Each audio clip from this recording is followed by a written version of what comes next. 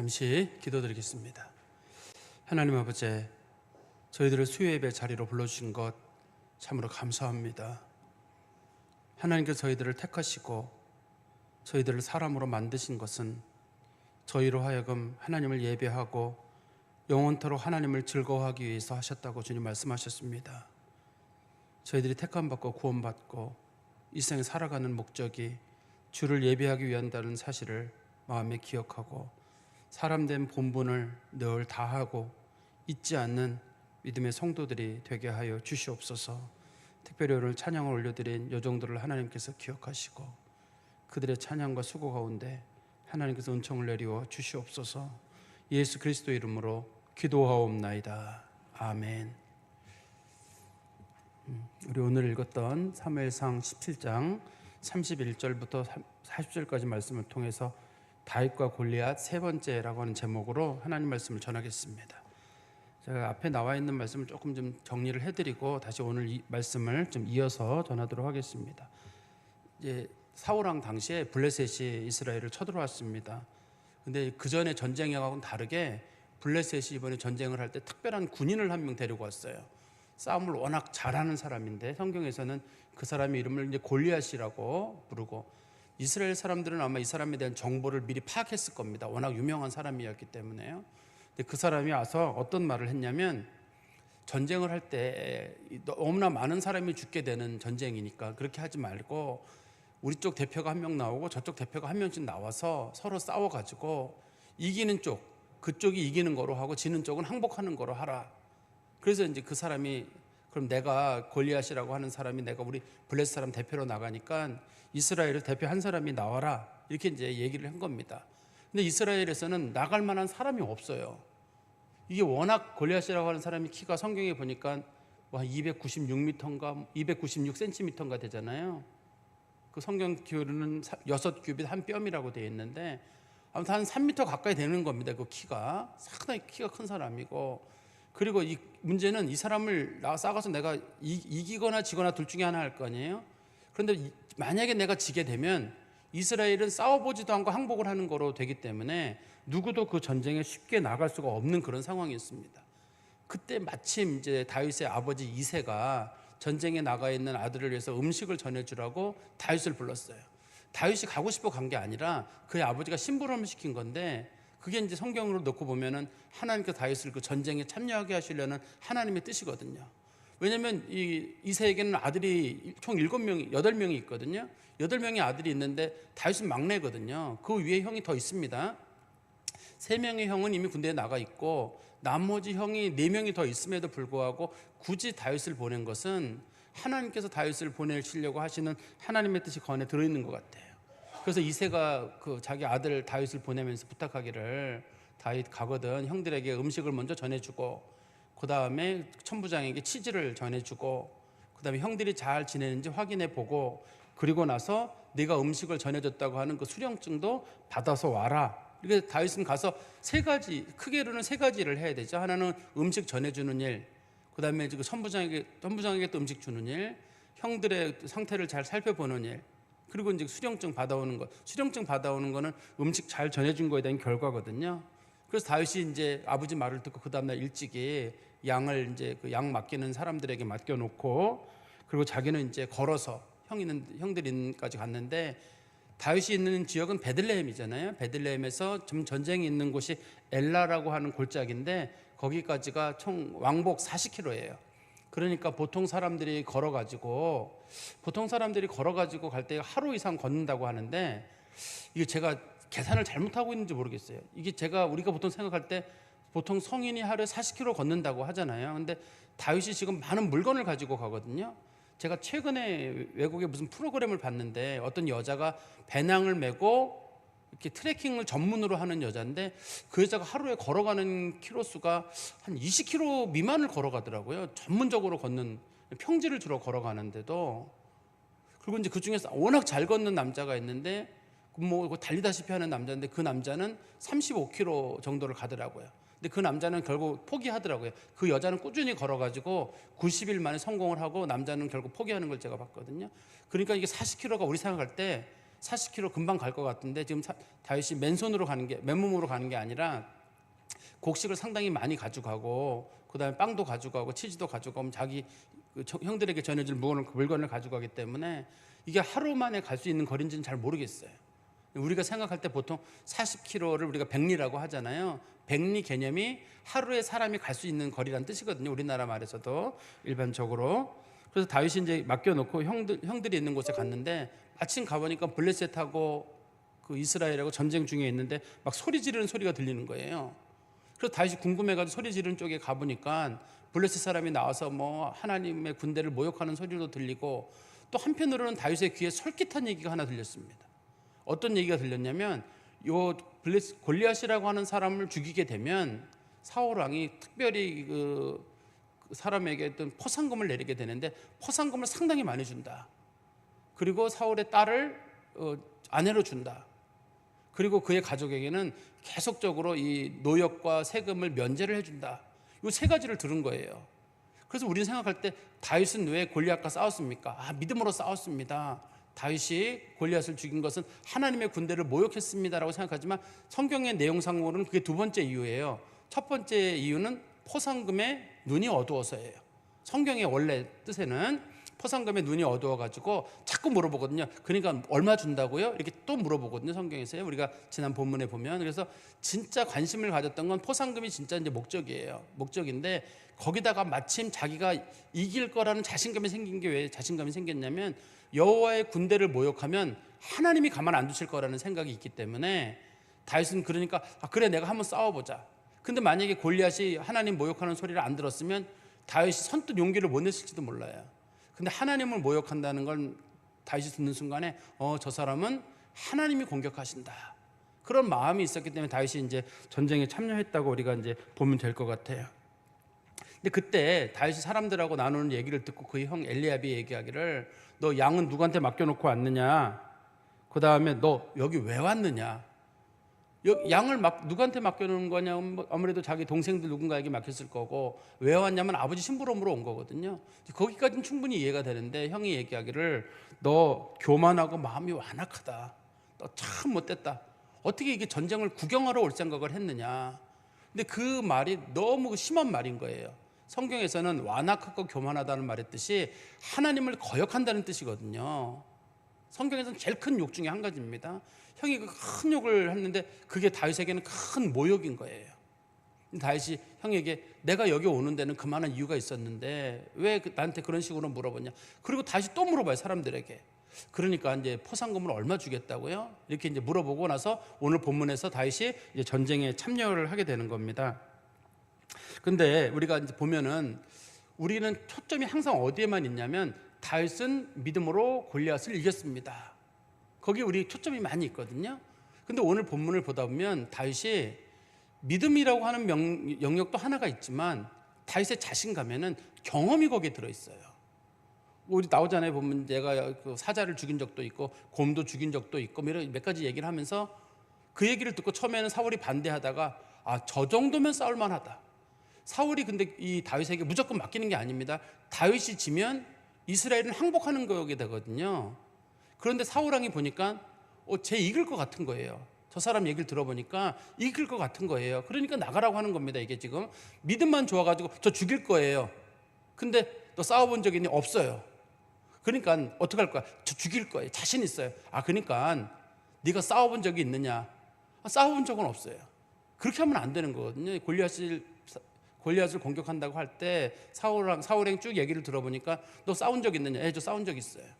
전쟁에 나간 적은 없지만 그 이상의 내가 우리로 말하면 무술을 할 수 있고 어떤 특별한 재능이 있고 내가 경험이 많은 사람입니다라고 얘기를 하니까 사울왕이 그러면 나가라라고 얘기를 하는 겁니다. 이게 그러니까 여기 두 가지가 작용하는 거죠. 하나는 다윗이라고 하는 사람의 믿음이 거기 작용을 하고 두 번째는 다윗이라고 하는 사람의 경험이 거기에 작용을 하는 겁니다. 우리 한번 31절 말씀해 볼까요?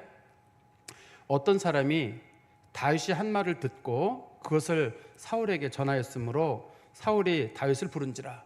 우리나라 말로 그대로 보면 이런 뜻이죠. 어떤 사람이 다윗이 중얼거리기를 그러면 뭐 주겠습니까? 포상금은 얼마라고요? 저 사람이 하나님을 모욕했습니다라고 하면서 그 사울이 보낸 전령에게 마치 얘기한 것처럼 보이잖아요. 실제로는 사울이 전령에게는 얘기한 적은 없습니다. 다윗이 누구랑 얘기하는 거냐면 사람들끼리 소문 내기를 저 전쟁에 나가 승리하게 되면 세 가지를 준다. 하나는 포상금을 많이 주고, 두 번째는 그 딸을 아내로 주고, 그 다음에 세금을 면제시켜 준다 하니까 그 얘기를 누구랑 얘기하고 있는데 어떤 사람이 그걸 들은 거예요. 어떤 사람이 그걸 듣고 사울왕에게 가서 얘기를 한 겁니다. 제가 길을 가다가 얘기를 들었는데 어떤 사람이 얘기를 하는데 다윗이라고 하는 어떤 젊은이가 이렇게 얘기를 했습니다. 했지만 사울왕이 말하기를 그럼 그 사람 데리고 와봐라. 그래서 지금 이제 다윗이 지금 사울왕에게로 이제 가는 겁니다. 그래서 우리나라 문맥하고 원문의 문맥은 조금 달라요. 원문의 문맥은 뭐라고 되냐면 이 두 사람이 얘기를 나누고 있는 중에 누군가가 와서 그 얘기를 듣고 사울에게 전해준 거로 돼 있고, 우리나라 성경책에는 문맥이 어떻게 되어 있냐면 다윗이 마침 사울이 보낸 그 전령하고 얘기를 나누는 것처럼 문장이 구성되어 있거든요. 원문의 문장은 좀 다릅니다. 이게 32절에 보시면 다윗이 사울에게 말하되 그로 말미암아 사람이 낙심하지 말 것이라. 이게 마치 우리나라 말로 보면은 너무 문어체처럼 돼 있어가지고 그로 말미암아 사람이 낙심하지 말 것이라 이렇게 돼 있으니까, 사람이란 말은 성경에서 아담이란 단어거든요. 그러니까 여기서 생각하기를, 그러니까 그 사람 때문에 사람이 낙심하는 건 옳지 않습니다 이렇게 보이는 문장처럼 보이는데, 우리나라 말로 그대로 편안하게 바꾸면 사람이라는 말을 빼버리고 번역을 하면 제일 문장이 매끄러워요. 그래서 이렇게 번역하면 좋을 것 같아요. 다윗이 사울에게 말하되 낙심하지 마세요. 낙심하지 마세요. 이런 뜻이, 왜냐하면 사람이란 말이 의미 없이 쓰인 말이기 때문에 그 임금님 낙심하지 마십시오. 그리고 주의 종이 가서 저 블레셋 사람과 싸우리이다. 제가 가서 저 블레셋 사람과 싸울 테니까 임금님 낙심하지 마십시오. 근데 나이도 어린애가 와가지고 걱정하지 마십시오. 우리나라 말로 말하면 걱정하지 마십시오. 제가 싸우겠습니다. 근데 사울이 그 얘기를 듣고 뭐라고 얘기를 하냐면요, 한번 보세요. 사울이 33절에 반대를 합니다.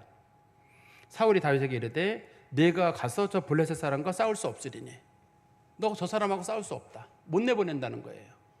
이 사람이 싸움을 잘하느냐 못하느냐가 둘째 문제라고 제가 말씀드렸잖아요. 다윗이 지면 이스라엘은 전쟁에 지는 겁니다. 블레셋에 항복을 하는 거기 때문에 그 사람한테 내보낼 수가 없어요. 내보내지 못하는 이유가 두 가지가 있죠. 보세요. 첫 번째는 너는 소년이다. 넌 너무 어리다는 거예요. 소년이란 말의 뜻은 여기서는 너무 어릴 뿐만 아니라 전쟁의 경험이 전혀 없는 사람, 그런 거고, 두 번째는 그는 어려서부터 용사임이라. 사람들이 골리앗에 대한 정보를 쭉 파악을 한 거예요. 그랬지만 골리앗이 키 크고 힘만 센 게 아니라, 이스라엘도 정보하는 정보 부대가 있을 거 아니에요. 도대체 저 사람 어떤 사람이냐? 야, 키만 크고 멀대인데 싸움은 못한대요. 아, 그럼 누구라도 나가다 이럴 거 아니에요. 근데 뒷조사를 해보니까 어려서부터 싸움을 얼마나 잘하는지, 저 사람은 진짜 싸움 잘하는 사람입니다. 이렇게 정보가 파악된 거잖아요. 그러니까 다윗과 차이점은 다윗은 어리고 싸움을 해본 적이 없는 사람이고 용사가 아니라는 뜻일 거고, 그 다음에 골리앗은 그에 비하면 어려서부터 싸움을 잘하는 사람이고 훈련받은 용사, 전쟁 경험이 아주 많은 사람인 거예요. 그러니까 전쟁은 누가 이기냐면 경험 많은 사람이 이깁니다, 일반적으로는. 그러니까 여기서는 골리앗하고 다윗이 싸울 때는 사울이 봤을 때는 이 전쟁은 안 되는 전쟁입니다. 그래서 사울이 다윗에게 전쟁에 나가면 안 된다라고 얘기를 하는 겁니다. 그랬더니만 다윗이 사울을 설득하는 거예요. 저 이렇게 어린 사람이지만 얕잡아 보지 마세요. 저 진짜 싸움 잘하는 사람입니다. 저 경험이 있습니다 하고 이제 자기 경험을 가지고 첫 번째 얘기를 하는데요. 34절에 보세요. 다윗이 사울에게 말하되 주의 종이 아버지의 양을 지킬 때에 사자나 곰이 와서 양떼에서 새끼를 물어가면 내가 따라가서 그것을 치고 그 입에서 새끼를 건져내었고, 첫 번째는 뭐라고 말을 하냐면 자기가 아버지의 양떼를 돌보는 때 사자랑 곰이 나타나서 새끼를 잡아가면 내가 즉시 추적해가지고 그 사자나 곰의 입에서 양을 가져왔대요. 그러니까 양이 죽은 걸 가져왔다는 뜻이 아닙니다.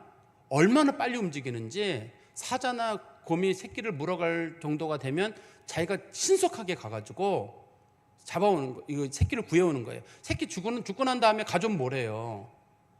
이게 지금 이 사람이 다윗이 얘기하는 거는 새끼를 구했다고 지금 얘기하고 있잖아요.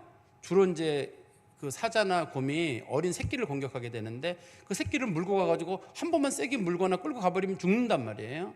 근데 다윗은 자기 경험을 얘기하기를 사자나 곰이 나타나서 새끼를 물고 가면 내가 신속하게 가가지고 그 입에서 내가 새끼를 건져냈다, 이렇게 말하는 걸 보니까 다윗이 상당한 정도의 신속함을 가지고 용맹함을 가진 사람입니다. 근데 우리는 이제 한 가지 걱정이 되는 게 뭐냐면, 가만있어 봐, 이스라엘에 사자가 있어? 이스라엘이 황량하잖아요. 이스라엘에 곰이 있어? 우리는 그걸 이해를 못하는데 성경에 보면 그 사자와 곰 얘기가 많이 나와요. 우리 삼손 얘기에서도 보면은 삼손이 사자 입 찢은 사건도 나오잖아요. 그러니까 성경에서는 사자 얘기가 많이, 다윗이 또 다른 얘기도 나오고 다윗의 용사 중에도 보면 사자랑 눈이 오는 날 사자를 죽였다는 내용도 기록이 돼 있어서 이스라엘에 사자가 있었단 얘기예요.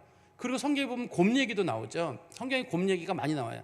특별히 이제 엘리사가 대머리일 때 동네 아이들이 엘리사 대머리라고 놀렸다가 곰이 나와가지고 아이들을 찢어 죽인 사건이 있거든요. 그러니까 대머리 놀리면 절대 안 돼요. 그게 성경에서는 아무튼 그래도 애들이 엘리사 대머리라고 놀렸다가 그 곰에 찢겨 죽인 사건이 있거든요. 그러니까 다른 교회에서는 대머리 좀 흉을 잡더라도 우리는 상당히 존중하고 말 나올 것 같더라도 그냥 그냥 좋다, 이렇게 이런 식으로. 왜냐하면 이제 사자나 곰에게 당할 수가 있기 때문에 그래요. 그러니까 어떻든 간에 성경에는 지금과는 다른 환경을 통해 가지고 분명히 그 시대에 사자랑 곰이 있었다는 얘기일 거고, 저도 뭐 옛날에는 최근에는 없을 줄 알았거든요. 근데 제가 최근에 기록을 한번 찾아보니까 20세기 초반에 이스라엘 그 산악지대에 곰이 있었다고 하네요. 최근까지도. 우리도 지금 생각할 때 우리나라에 옛날에 호랑이가 있었다고 그러면 사람들이 말도 안 될 때, 우리는 옛날에 호랑이 있었잖아요. 우리나라에도요. 우리나라에도 지금은 이제 곰이 많지 않아 가지고 이렇게 좀 방생해가지고 곰을 키우지만 옛날 우리나라도 곰이 있었잖아요. 지금 우리나라 환경 봐가지고는 호랑이가 있다는 말이 이해가 잘 안 되는 말일 텐데, 근데 그때는 우리나라도 호랑이랑 곰이 있었던 것처럼 이스라엘도 충분히 그게 있던 그런 거예요. 성경에서는요. 그런데 다시 첫 번째는 자기가 아버지의 양의 새끼를 잃어버리면 즉시 가서 그 새끼를 잡아왔다는 거고, 두 번째는 잡아오는 정도뿐만 아닙니다. 다시 보시면 35절 중간에 보시면 그것이 일어나 나를 해하고자 하면 내가 그 수염을 잡고 그것을 쳐 죽였나이다. 수염을 잡았다는 얘기는 주로 사자겠죠. 곰은 수염이 특별히 없으니까 사자일 텐데, 사자가 만약에 난 달려들었다, 그러면 내가 수염을 잡아가지고 쳐 죽였다는 거예요. 우리는 이제 주로 다윗 하면 떠올리는 게 뭐냐면, 다윗은 돌멩이를 잘 던지는 사람이어가지고 사자랑 곰이 나타나면 내가 돌멩이를 던져가지고 사자 머리도 맞춘 적이 있고 곰 머리도 맞춘 적이 있다. 그렇기 때문에 내가 골리앗의 머리도 맞출 수 있습니다. 우리 머릿속엔 그게 그려져 있어요. 나는 돌멩이 잘 던지는 사람이기 때문에 사자 머리도 맞춘 적이 있고 곰 머리도 맞춘 적이 있다. 그러니까 원거리에서 싸운 적 이긴 적이 있다는데, 여기서는 다윗의 얘기는 다르잖아요. 다윗은 내가 근접전을 해가지고 사자 수염을 잡고 사자를 찔러 죽였다는 거 아니에요. 당시에 다윗 시대에는 특별히 그 금속 무기를 가진 사람이 없기 때문에 다윗이 가지고 있던 무기는 분명히 뾰족한 나무 같은 거였을 거예요. 오늘 본문에도 보면은 다윗이 골리앗하고 나갈 때 몽둥이 들고 나가잖아요. 그게 몽둥이가 원래 사자랑 곰을 잡을 때 찔러 죽이는 용도로 가져가는 거거든요. 근데 다윗이 그걸 가지고 나가서 사자랑 곰을 잡아 죽인 적이 있다는 거예요. 이런 사람이 인류 역사상 몇 명이나 될까요, 혹시? 여러분들이 혹시 아주 뛰어난 군인이에요. 근데 갑자기 양을 키우고 있는데 양을 사자랑 곰에 잡아간다 할 때 보통 사람들이 양 하나 잃어버리고 말지, 자기 생명 때문에 잃어버리고 말지, 그거 쫓아가가지고 그 사자랑 그 곰 때리고 그 새끼 가져온다, 쉬운 일 아닐 것 같아요. 그리고 아마 어떤 사람이 뉴스에 나올 것 같아요. 어떤 사람이 양을 잃어버렸는데 가가지고 사자 수염을 잡고 양을 찔러 죽였습니다. 그러면 아마 그거는 뉴스에 나올 것 같은데, 제 생각엔요. 그런 사람은 일반인 중에 아주 드문 경우일 거고 아마 찾기 어려운 사람이에요. 그렇기 때문에 이 사울이라고 하는 사람이 다윗이라고 하는 사람을 새로운 각도에서 보는 겁니다. 이게 지금 이 다윗이라고 하는 사람이 보통 용맹한 사람이 아니에요. 우리가 생각하는 그 정도의 사람이 아니라 특별한 사람이라고 하는 걸 우리가 좀 알 수가 있거든요. 그러면 이게 이제 다윗이 자기 개인적인 주장이냐? 개인적인 주장이 아닙니다. 우리 사무엘상 16장 18절에 보면은 사무엘상 16장 18절에서 이런 내용이 나와요. 다윗이 사울 왕의 그 악기 연주하는 사람으로 추천을 받을 때, 그때 추천한 사람이 이렇게 얘기를 했습니다. 한번 보세요. 사무엘상 16장 18절입니다. 소년 중 한 사람이 대답하여 이르되 내가 베들레헴 사람 이새의 아들을 본즉 수금을 탈 줄 알고 용기와 무용과 구변이 있는 준수한 자라. 여호와께서 그와 함께 계시더이다. 용기가 있다는 말은 싸움 잘하는 사람이고, 무용, 전쟁에서는 항상 이기는 사람이고, 어떤 전쟁 싸움을 하든지 간 다 이기는 사람이고, 하나님이 그와 함께하는 사람이라고 소문난 사람이라는 뜻이에요. 그래서 다윗이 그 사울 왕의 악기 연주하는 사람으로 뽑힌 겁니다. 이게 그냥 단순하게 악기 잘 연주하는 사람이 아니라 워낙 싸움도 잘하는 사람으로 알려진 거예요. 어린 나이에도 불구하고 워낙 싸움 잘하는 사람들로 알려져 있었기 때문에, 그래서 다윗이 여기 온 거예요. 그런데 다윗을 폄훼하는 사람들은 이렇게 얘기할 거예요. 사자 죽이는 거랑 곰 죽이는 거랑 골리앗 죽이는 거랑 이거 비교가 될 수 있느냐. 골리앗 죽이는 건 전쟁의 일이고, 사자나 곰 죽이는 건 일상생활에 있는 건데 그거 비교도 안 된다. 근데 어떤 게 더 어려운 건가요? 얕잡아 보는 사람들은 그렇게 얕잡아 봐서 얘기할 거거든요. 아이, 그 곰 몇 마리 죽인 거, 그 사자 몇 마리 죽인 거, 그걸 가지고 저 골리앗 키가 얼마 정도인데 무장한 사람하고 어떻게 싸워 이겨. 근데 싸워서 이기기 어려운 건 둘 다 마찬가지예요. 곰 죽이는 것도 어렵고, 만약에 곰 죽이는 게 쉬웠다 그러면 뭐 캐나다나 미국 같은 데 야생 지역에 가면 곰 죽이는 방법, 곰이 나타나거나 사자가 나타나면 수염을 잡으시오, 그리고 찌르시오, 이렇게 아마 얘기를 했을 거예요. 우리는 보통의 경우 죽은 척 하시오, 뭐 나무에 올라가시오, 뭐 코에다가 그 고춧가루를 뿌리시오. 캐나다 같은 데는 고춧가루 뿌리라고 스프레이 같은 거 팔잖아요. 그래서 스프레이를 뿌리시오, 뭐 이렇게 할 텐데, 다윗 같은 사람이 많다고 그러면은 사자가 나타났습니다. 그러면 먼저 달려가서 사자의 수염을 잡으시오, 그리고 한번 때리시고 칼로 찌르시오, 뭐 이렇게 하면은 얼마나 쉬워요. 근데 이게 되나요? 다 어려운 건 마찬가지예요. 이 다윗이 이렇게 했던 과거가 이게 누구도 할 수 없는 일이고, 이 정도 사람이라면 골리앗을 죽여서 충분히 이길 만한 사람이라고 이제 판단을 내린 겁니다. 사울이 봤을 때도. 그래서 사울이 다윗에게 그러면 전쟁에 한번 나가보라라고 얘기를 하는 거죠.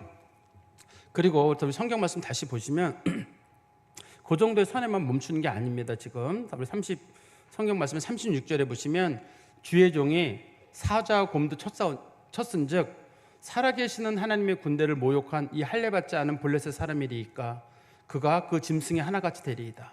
다윗은 여기다가 자기의 신앙을 덧붙였어요. 뭐라고 신앙을 덧붙였냐면, 그동안 하나님이 나를 지켰습니다. 그런데 이번 전쟁에서도 나를 이기게 할 것입니다. 이거는 그의 신앙이에요. 하나는 경험은 자기가 사자랑 곰을 죽인 적이 있다는 게 자기의 경험이고, 자기의 신앙은 뭐냐면 하나님의 군대를 모욕한 사람, 그리고 할례받지 않은 저 이방인, 저런 사람 하나 죽이는 건 내가 못하겠습니까? 하나님이 나를 도와줄 것입니다. 그래서 그의 경험과 믿음이 합쳐진 거예요. 어떤 사람은 믿음은 좋은데 경험이 없는 사람이 있어요. 경험이 없는 사람은 이기겠습니다 했는데 싸워본 적이 전혀 없는 사람, 총 하나 못 다루는 사람이 전쟁에 나가 싸운다 그러면 전쟁이 되나요? 총을 다룰 수도 있고 믿음도 있고 용기도 있는 사람이어야 되는 거고, 또 어떤 사람은 이 경험은 많은데 믿음이 없는 사람, 그래가지고 총도 잘 쏘는데 하나님께서 도와준다는 그런 믿음이 없어가지고 전쟁에 나가 두려워하는 사람이 있을 수 있거든요. 그런데 이제 다윗은 이거를 신앙의 면도 같이 볼 수 있는 아주 특별한 사람이죠. 경험도 있고 하나님에 대한 믿음도 있는 사람입니다. 뿐만 아니라 다윗은 내가 이긴다는 생각뿐만 아니라 지지 않는다라는 생각도 들어있는데요. 우리 한번 37절에 말씀해 보세요. 또 다윗이 이르되 여호와께서 나를 사자의 발톱과 곰의 발톱에서 건져내셨은즉 나를 이 블레셋 사람의 손에서도 건져내시리이다. 사울이 다윗에게 이르되 가라, 여호와께서 너와 함께 계시기를 원하노라. 다윗은 그동안 죽을 고비를 여러 번 넘겼어요. 사자랑 곰이랑 싸워서 이길 때 그냥 가서 사자의 수염을 잡고 한 대 때리면 사자가 쓰러집니다 하고 죽는다든지, 곰이 형 무서워요 도망가는 이런 게 아니잖아요. 다윗이 여러 번 죽을 뻔히 했는데 그때마다 하나님이 자기를 살린 경험이 있는 거잖아요. 그럼 다윗은 내가 이길 수 있습니다라는 게 하나고, 두 번째는 하나님이 나를 건지십니다. 하나님이 나를 건지십니다라고 하는 그의 신앙의 고백이 여기 들어있는 거예요. 그러니까 다윗이 저 이길 수 있습니다라고 하는 건 싸우다 보면 이길 수도 있고 질 수도 있어요. 그렇지만 다윗은 하나님께서 저를 여러 차례 제가 어려움을 겪었는데 그때마다 하나님이 나를 건져주셨는데 이번에도 하나님이 나를 건지실 겁니다. 이렇게 다윗이 이제 지금 사울 왕에게 얘기를 하는 겁니다. 우리도 한번 고민해 볼 문제가 있어요. 어떤 분들은 우리의 지난 인생을 보면서 내 인생에 위기의 순간들이 여러 번 있었는데 그때 내가 살아났는데 그게 우연이었다라고 생각하는 분이 계세요. 우연이었다고 생각하는 분들은 내게 앞으로 많은 일을 내가 겪게 될 때 불안해요. 왜냐면 내가 그동안 겪었던 일이 다 우연이거든요. 제가 한번 예를 하나 드릴게요. 제가 이제 어린 시절에 그때 뭐 20살 전후로 이제 운전면허를 뭐 따고 막 그럴 때였는데, 그때 당시 운전을 얼마나 하고 싶었는지 누가 뭐 당시에 도시락 배달을 좀 저보고 해오라 그래가지고 제가 하겠습니다 그랬어요. 그래가지고 당시 이제 포니2라고 하는 그 승용차 있잖아요. 포니2를 제가 운전하고 가다가 중간에 이제 이쪽 4차선에서 2차선 양쪽 왕복 2차선 길이거든요. 그래서 이쪽 2차선에서 저쪽 2차선으로 타이어가 터져가지고 이쪽 2차선 저쪽 2차선에 가서 저쪽에서 오던 15톤 트럭하고 부딪혔어요 제가. 그래서 15톤 트럭하고 부딪히면서 저도 모르게 의자를 뒤로 제끼면서 그 15톤 트럭 밑으로 들어갔어요 제가. 그래서 이제 견인차가 오고 사람들이 와가지고 이제 끌어낼 때 막 끌어내고 있는 사이에 제가 두 발로 그 문을 차고 도시락을 딱 들고 나온 적이 있어요. 요 똑같은 이 사건을 어떤 분들이 봤을 때 그건 우연이다 이렇게 볼 수가 있고, 하나님이 나를 살리셨다 이걸 이렇게 볼 수도 있어요. 저는 하나님이 저를 살리셨다고 볼 거고, 주변에 그 사람 주변에는 특히 이제 그 15톤 트럭 운전사는 잘못은 제가 한 거지만 트럭 운전사가 제가 나오는 거 보고 막 울더라고요. 왜냐면 어떤 자기가 사망 사고를 낸 거로 생각을 했었는데 제가 살아 나오니까. 그래가지고 그 사람이 막 고맙다고 전 손을 막 잡고 나중에 돈은 물어줬어요. 당시에 돈은 물어줬는데 그 차량이 또 마치 그때 무보험 차량이라 돈 꽤 많이 물어줬던 기억이 나요. 당시의 기억으로는. 어떻든 간에 그렇지만 하나님이 살려주셨다고 우리가 고백을 하는데, 지난 일들을 그건 우연이야라고 하는 사람은 자기가 뭐 겪는 모든 일 겪을 때마다 항상 불안해요. 이번에는 갈 것 같고, 이거는 하나님이 안 도울 것 같고, 도울까 안 도울까 늘 불안해요. 그런데 다윗처럼 지난 날에 하나님이 나를 도와주셨으니 이번에도 하나님이 나를 도우신다, 그렇게 믿는 사람은 두렵지가 않아요. 곰과 싸워 이긴 적도 있고 사자와 싸운 적 이긴 적도 있는데 하나님이 나를 도와주셨거든요. 이번에도 하나님 나 도와줄 거예요. 누군가는 예를 들기를 곰하고 사자 얘기랑 이 얘기는 다른 얘기다 할 텐데 다윗은 같은 거로 보는 거예요. 왜냐하면 곰과 사자랑 싸운 게 중요한 게 아니라 곰과 사자에게서 건지신 분이 하나님이시기 때문에 이번에 어떤 문제가 부딪히더라도 하나님께서 건지신다고 믿는 거예요. 그런데 우리 인생에는 곰과 사자보다 더 큰 싸움이 많았어요. 사고가 있을 수도 있고 질병이 있을 수도 있고 아슬아슬한 생각, 우리는 모르고 지난 어려운 날들이 많이 있을 수가 있어요. 어려운 날들이. 이것도 비슷한 예인지 모르겠는데 제가 한 4, 5학년 때쯤 됐을 땐가 동네 그 어른이 돌아가셔가지고 그때 뭐 가족들이 마땅치 않고 그러니까 동네 분들이 그분을 멍석에 이렇게 말아놓고, 제가 살던 지역이 그때 강원도 지역인데요, 이렇게 멍석에 좀 말아놓고 또 사람들이 그 옆에서 굿을 하고 있는 걸 제가 보고 있었어요. 굿을하는 걸 보고 있었는데 가을이었는데 굿을하고 있는데 그 무당이 굿을 하다가 칼을 저 있는 쪽으로 확 던져버리는 거예요. 옛날 칼춤 추잖아요. 그래서 칼을 확 던져버렸는데 마침 그때 그 추수 지난 후에라 이렇게 짚을 싸놨는데 고대에 제가 딱 숨으면서 살았어요. 제가 그때 살아난 적이 있었거든요. 그때 당시에. 그래서 제가 나중에 이제 우리 교회 분들하고 얘기를 나눴더니만 하나님께서 너를 살리셨다. 네가 아마 하나님의 종이 되려고 그래. 어렸을 때 제가 꿈이 목회자였거든요. 그래서 네가 하나님의 종이 되려고 그러는 거를 아마 사탄이 방해하려고 한 것 같다. 이런 식으로 말씀하시더라고요. 근데 생각해 보면 우리 인생에 고비를 다 겪었어요. 우리가 교통사고 고비도 겪고 지나고 나니까 편안하게 온 것 같지만 다 고비들을 넘기고 질병의 고비도 넘기고 우리 모두가 겪었던 건 코로나라고 하는 큰 어려움도 우리가 겪었고, 또 연세 드신 분들은 전쟁과 같은 것들을 다 겪어왔거든요. 우리는. 근데 그때마다 하나님이 살려주셨어요. 근데 우리의 남은 인생은 어떻게 될 것이냐, 남은 인생도 그 살리신 하나님께서 우리를 살리신다는 믿음이, 그러면 다윗과 같은 믿음이 되는 거예요. 다윗처럼 사자와 곰하고 싸울 일은 없어요. 그렇지만 사자와 곰보다 더 무서운 건 자동차거든요. 자동차가 와서 받으면 수염만 자꾸 때릴 수도 없어요. 그래도 하나님이 그때 우리를 살려주셨는데, 그런 교통사고 같은 데 살려주셨는데 그 하나님이 또 살려줄 거에 대한 믿음이 있어요. 근데 어떤 경우는 우리들의 인생에 이게 마지막인 경우도 있어요. 못 이기는 전쟁도 있거든요. 그럴 때는 그걸 우리는 하나님의 뜻으로 받아들여요. 이게 내 인생이 마지막인가 보다, 하나님의 뜻이 여기까지인가 보다라고 하고 우리는 하나님의 선하심을 믿게 하나님께 맡기는 거예요.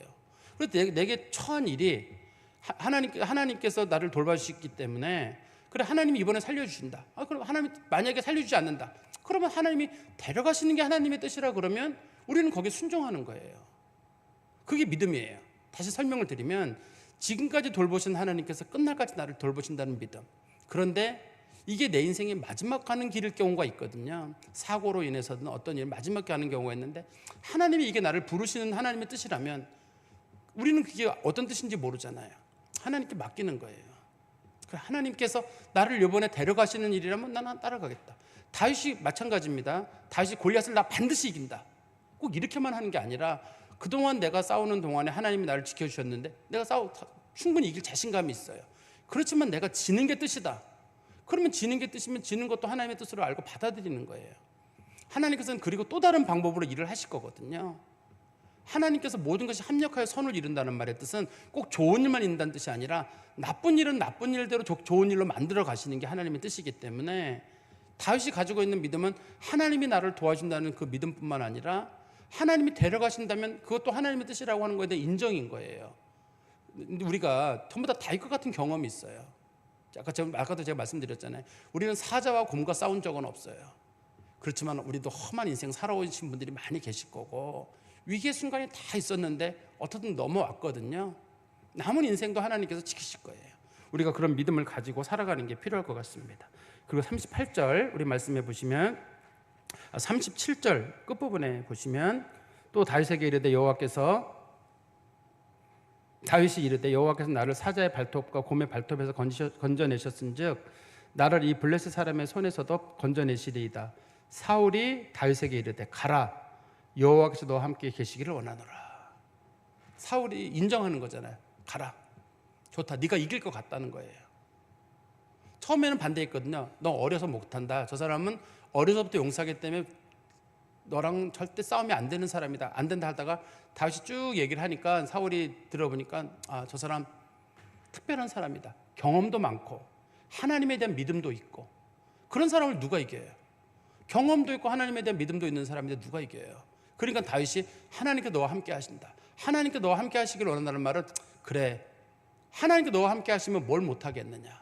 사울이 지금 믿음이 떨어져 있고 하나님 앞에 지금 버림받아가는 과정이지만 사울도 한때는 하나님의 성령에 충만했던 사람이고 하나님 믿는 사람이거든요. 어떻든 간에 왕으로서는 버림을 받는 사람이지만 그렇다고 사울이 구원받는 백성에서 멀어진다는 뜻은 아니거든요. 사울이 어떻든 간에 사울도 하나님을 아는 사람이기 때문에 사울이 그 다윗에게 이렇게 좀 축복의 기도를 하면서 가라고 하는 거죠.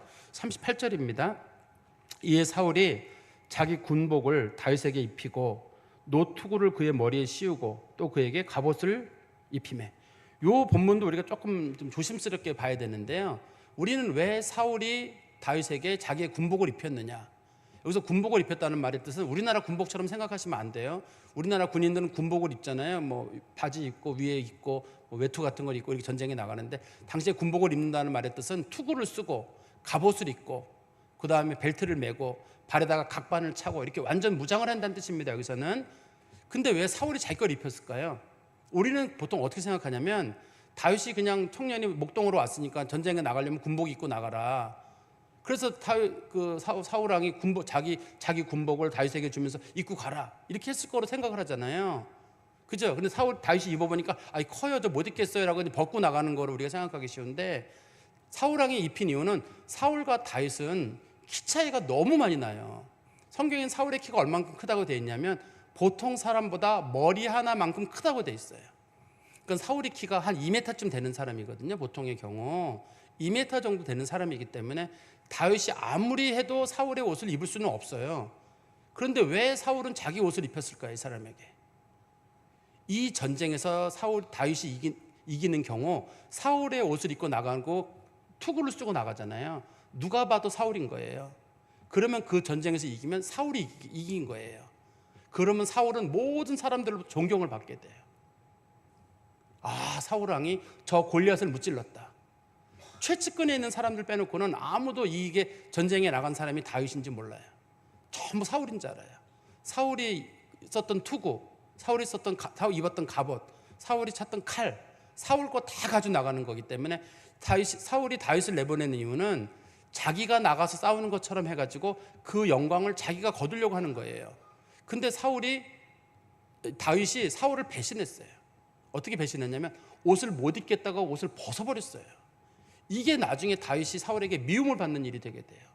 원래 전쟁에서 이기고 나면 다윗이라는 이름은 사라지고 사울이 죽인 자가 만만입니다라고 해야 되는데 사울이 죽인 게 아니라 다윗이 죽였다는 게 알려지게 되거든요. 이제부터는. 그래서 사울이 처음에 계획했던 거는 전혀 다른, 지금 사울은 자기 대신에 다윗을 내보내서 다윗이 싸우는 게 아니라 사울이 싸우는 거로 하는 게 원칙이에요. 근데 다윗이 눈치가 너무 없는 거예요. 눈치가 너무 없고 불편하니까 자기가 편한 옷을 입고 나가겠다고 하면서 필요 없습니다라고 얘기를 하니까 사울이 볼 때 와, 자기 계획을 완전히 틀어버리는 거예요. 다윗이 여기서 전쟁에서 이기면 사울에게 손해가 되는 거예요. 이제 이기면 손해가 되는 겁니다. 이기면 왜 손해가 되게 되냐면 다윗이라는 사람이 이름이 올라갈 거거든요. 이제는. 그래서 사울이 이 사건 이후로 다윗을 미워하게 되는 거예요. 딸을 주지도 않을 뿐만 아니라 미워하게 되는 겁니다. 그러니까 이 사건을 우리 다시 이해할 때 전쟁에 나갈 때 옷이 없으니까 옷 잘 입고 무장하고 나가라 이런 뜻이 아니라 사울 왕이 나가는 것처럼 하기 위해서 사울이 자기 걸 주는 거거든요. 정상적이라 그러면 사울 거 주지 말고 다른 사람 거 줘야죠. 키가 차이가 많이 나는 사람인데 그 키 차이 나는 사람, 우리로 말하면 이런 거, 어떤 사람이 군대 나가는데 군화 너 260mm 신데도 사울이 300mm 신데 300mm 신고 나가라. 그러면 그게 전쟁이 되나요? 근데 안 되는데 지금 사울은 키가 워낙 큰데도 불구하고 사울 걸 가지고 가라는 거는 그런 뜻이 들어있는 거죠. 근데 다시 성경 말씀 보시죠. 39절에 다윗이 칼을 군복이에 차고는 익숙하지 못하므로 시험적으로 걸어보다가 사울에게 말하되 익숙하지 못하니 이것을 입고 가지 못하겠나이다 하고 곧 벗고, 다윗이 말하기를 저 이거 입고는 못하겠습니다. 익숙한 방법으로 하겠습니다 라고 얘기를 하고 그 옷을 이제 벗은 거예요. 다윗이 그 옷을 벗었는데 사실 군인이 가다가 사실 전쟁할 때 철모 쓰고 하는 게 불편해서 철모를 벗겠습니다. 그러면 군 지휘관이 그래 철모 쓰는 거 불편하니 철모 벗고 가라 이렇게 하는 군 지휘관이 있을까요? 철모로 쓰는 이유는 뭔가요? 총알이 날아올 때 그 총알이 그 철모 받고 비껴가라는 뜻이잖아요. 갑옷을 입는 이유는 내가 공격을 하는 용도가 아니라 방어하는 용도입니다. 이게 투구를 쓰는 용도도 상대편이 칼을 휘둘렀을 때 그 투구 화살 같은 걸 쐈을 때 피하는 용도거든요. 근데 다윗은 지금 무장이 없는 거예요. 다윗이 너무 나가는 모습이 너무 막무가내인 겁니다. 그냥 싸울 때 편한 모습으로 간다고 했는데 옆에 있는 사람들이 볼 때 저 화살 날아오거나 그러면 어떡하려고 저 사람이 그렇게 생각했을 정도로 얘기를 하는 겁니다. 40절입니다. 손에 막대기를 가지고. 그건 사실 이 부분이 쉽지는 않아요. 접근이. 왜 손에 막대기를 가져갔을까? 그 막대기가 도대체 얼마나 한 거, 막대기 용도가 뭘까? 근데 우리가 생각해 볼 때는 다윗이 그동안 곰과 사자랑 싸웠을 때 수염 잡고 죽였는데 당시에는 그 무기가 많지 않아가지고 블레셋에서 식민 통치가 있었기 때문에 무기가 없었거든요. 그럼 무기 대신으로 어떻든 사자나 곰을 찔러 죽이는 용도로 사용했을 그런 정도의 막대기가 아니었을까? 지팡이는 아니었을 거거든요. 이게 여러분 볼 때는 어떠세요? 막대기를 왜 가진 것 같으세요? 다리가 아플 때 짚으려고, 아니면 그냥 한쪽 손이 물맷돌을 집었으니까 한쪽 손이 불편해서, 한쪽 손에 이걸 막대기를 들고 가잖아요. 그러면 워낙 불편합니다. 잘 생각해 보세요. 다윗이 물맷돌을 들었어요. 한쪽 손에 물매를 들었어요. 한쪽 손에는 주머니에 손을 넣어가지고 돌멩이 꺼낼 거거든요. 여기 보면 성경에 나오는 대로. 그러면 한쪽 손에는 물맷돌을 잡고 한쪽 손에는 돌을 집어넣고 그리고 돌려서 던져야 되잖아요. 근데 한쪽 손에 막대기가 있어요. 그러면 손이 하나가 부족하잖아요. 정상적인 막대기를 가져가지 말아야죠. 그냥 물맷돌만 가지고 나가서 그 물매를 돌리다가 돌멩이를 거기다 집어넣고 전쟁을 해야 되잖아요. 근데 지금 이 사람이 이 막대기가 꼭 필요해서 가져간 거거든요. 막대기가 가가지고 사울왕 잡은 다음에 골리앗 잡은 다음에 골리앗 머리를 한 대 때리러 간 건지 그렇게 보기는 어렵고, 이것도 무기의 일부였을 거로 보입니다. 이게 다시 보십시오. 40절에 손에 막대기를 가지고 시내에서 매끄러운 돌 5을 골라 자기 목자의 제구 곧 주머니에 넣고 손에 물매를 가지고 블레셋 사람에게로 나아가니라. 여기 보니까 가져간 게 손에 막대기를 하나 가져가고, 두 번째는 시내에서 매끄러운 돌 5개를 준비를 했어요.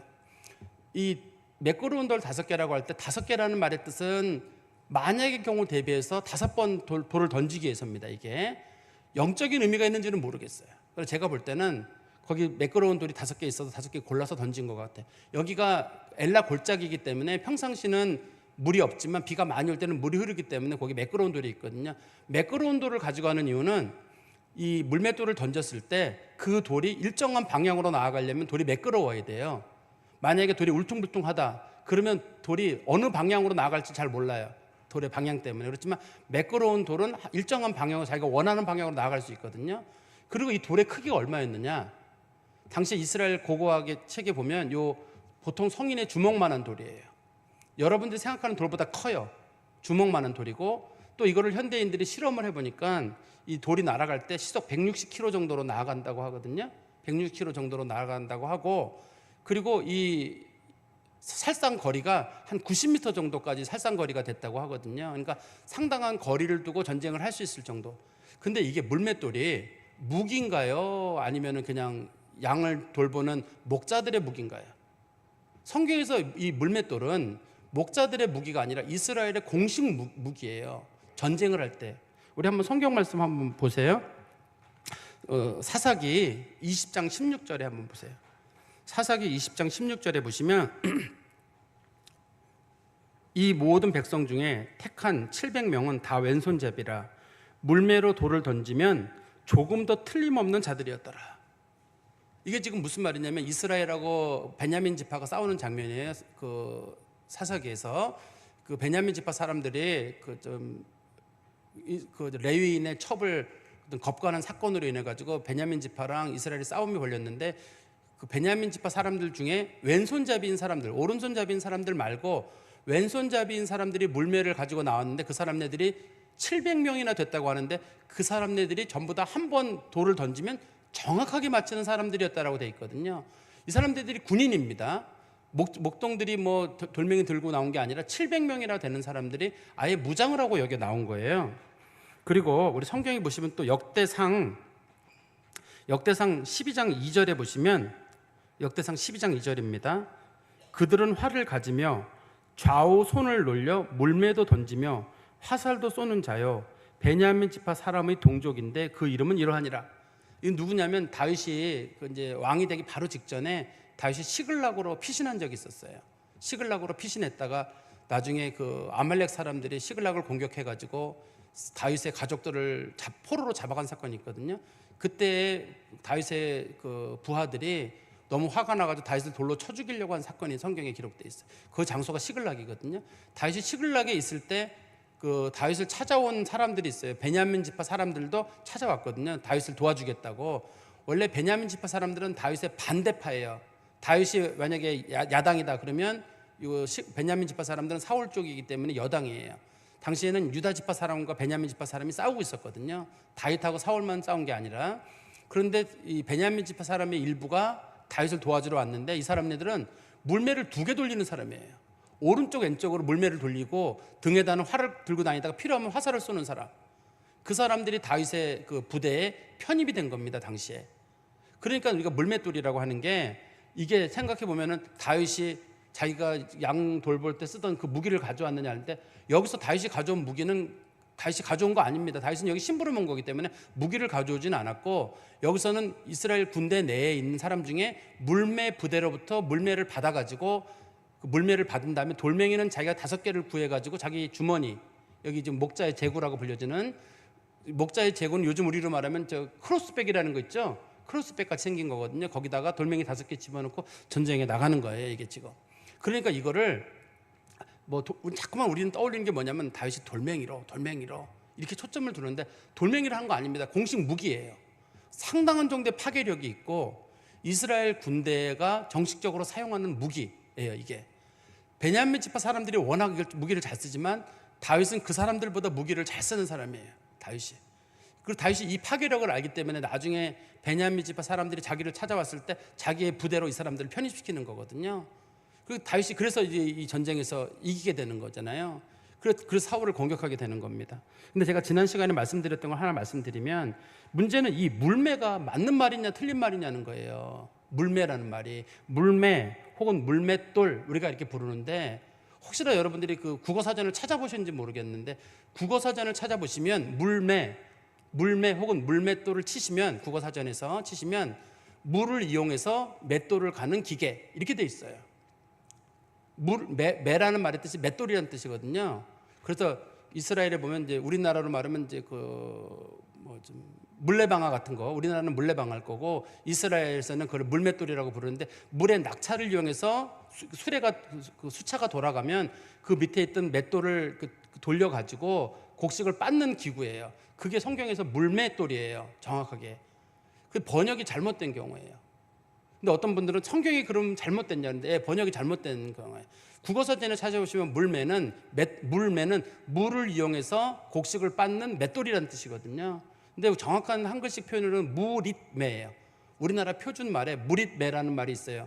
그렇게 새총처럼 생긴 가죽에다가 돌멩이를 집어넣어서 던져가지고 동물을 잡거나 사람 전쟁에 쓰는 무기.